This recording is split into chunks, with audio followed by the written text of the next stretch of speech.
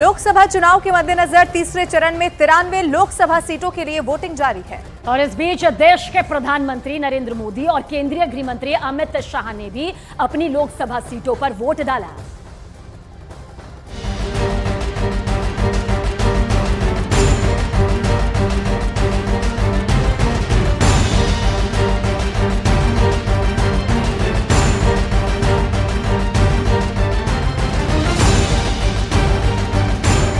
लोकतंत्र के महापर्व की ये सबसे खूबसूरत तस्वीर है।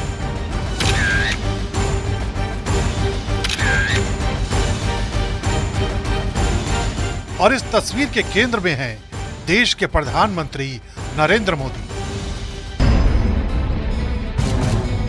जिन्होंने अहमदाबाद के रानीप में वोट डालने से पहले बच्चों से मुलाकात की, उन्हें ऑटोग्राफ दिया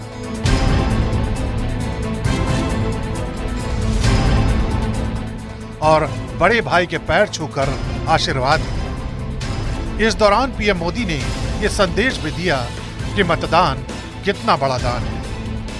कि लोकतंत्र में मतदान ये सामान्य दान नहीं है। हमारे देश में दान का एक महात्म्य है और उसी भाव से देशवासी ज्यादा से ज्यादा मतदान करें।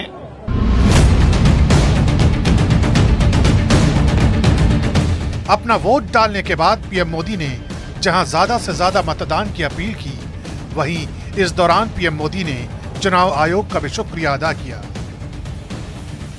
और ये वर्ष एक प्रकार से लोकतंत्र का उत्सव न सिर्फ भारत में, पूरी दुनिया में है। और भारत ने दुनिया में जो भी अच्छी चीजें हैं वो चुनावी व्यवस्था में विकसित की है। और मैं मानता हूं कि इलेक्शन कमीशन इसके लिए बहुत बहुत अभिनंदन का अधिकारी है। उधर केंद्रीय गृह मंत्री अमित शाह ने भी अहमदाबाद में पूरे परिवार के साथ वोट डाला। साथ ही लोगों से भारी संख्या में वोट डालने की अपील की। 2024 चुनाव के तीसरे चरण का दिन है। मैं देश भर के सभी मतदाताओं को और गुजरात के मतदाताओं को भी मन से विनती करना चाहता हूं कि बढ़ चढ़कर लोकतंत्र के इस महोत्सव में हिस्सा ले। अभी 4 चरणों के लिए वोटिंग होगी। 4 जून को नतीजे आने, यानी लोकतंत्र के महासमर का बड़ा पड़ाव बाकी है। यही वजह है कि लगातार लोगों को मतदान के लिए जागरूक किया जा रहा है।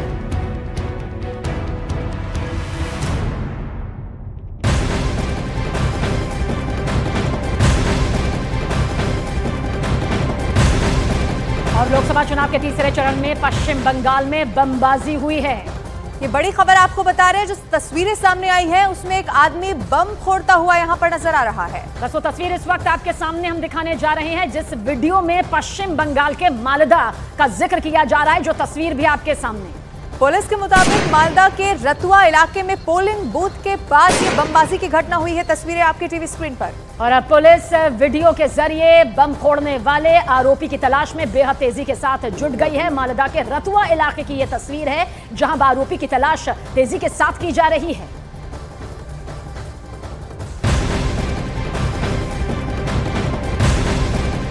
और पश्चिम बंगाल से ही एक और ब्रेकिंग न्यूज। जंगीपुर में मतदान के दौरान बीजेपी उम्मीदवार धनंजय घोष और टीएमसी के एक बूथ अध्यक्ष के बीच झड़प की खबर मिल रही है। और टीएमसी का बूथ अध्यक्ष उनका वीडियो बनाता हुआ दिखाई दिया और फिर धनंजय घोष की उससे किस तरह से हाथापाई भी होती नजर आई, जो कि कैमरे में कुछ इस तरह से कैद हुई। धनंजय घोष ने आरोप ये लगाया है कि टीएमसी के बूथ अध्यक्ष ने उन्हें धमकी दी थी और उसके बाद ये बवाल इतना ज्यादा बढ़ गया। ये तस्वीरें आपके टीवी स्क्रीन पर है। टीएमसी कार्यकर्ताओं पर मारपीट करने का भी आरोप लगा है। देखिए, पश्चिम बंगाल की सियासत में जब भी चुनाव होता है तो कुछ इसी तरह की तस्वीर सामने नजर आ जाती है।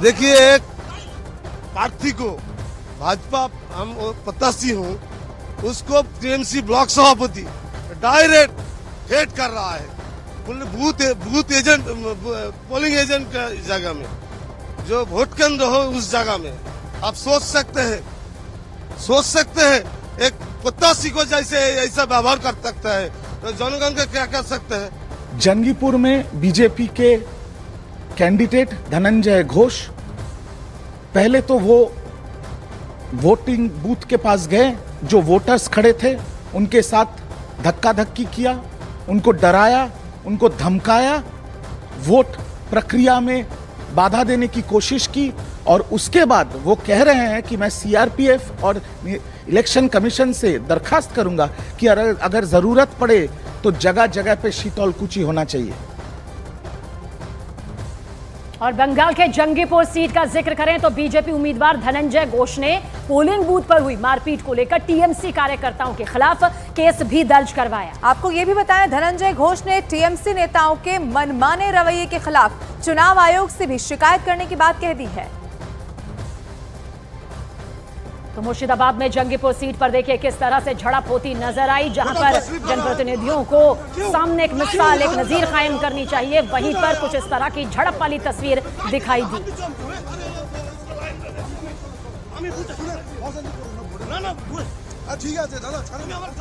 और लोकसभा चुनाव के तीसरे चरण में पश्चिम बंगाल की 4 सीटों पर भी मतदान चल रहा है, जिसमें वहां पर टीएमसी कार्यकर्ताओं पर कई जगह, बहुत सारी जगह देखिए हंगामा करने और साथ ही मारपीट करने का भी आरोप लगाया गया। जंगीपुर सीट में बीजेपी उम्मीदवार धनंजय घोष के साथ मारपीट के अलावा मुर्शिदाबाद के एक पोलिंग बूथ पर भी टीएमसी नेताओं ने जबरदस्त हंगामा किया है। और ये 3 तस्वीरें आपके सामने हंगामे से जुड़ी हुई, वहां पर टीएमसी नेताओं ने सीपीएम उम्मीदवार के सामने गो बैक के नारे भी लगाए। तो देखिए मुर्शिदाबाद की एक और पोलिंग बूथ पर सीपीएम उम्मीदवार ने एक नकली एजेंट को पकड़ने का बहुत बड़ा दावा किया और इसके बाद यहां पर भी हंगामा होता हुआ दिखाई दिया।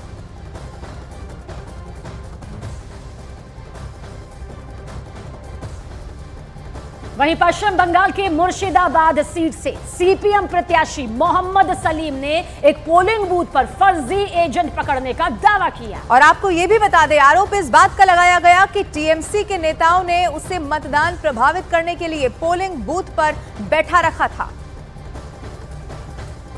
तो ये तस्वीर भी इस वक्त आपके सामने है, जहां झड़प को लेकर भी तस्वीर सामने आती है। तो देखिए किस तरह से यहां भी कुछ ऐसा ही मामला सामने आया।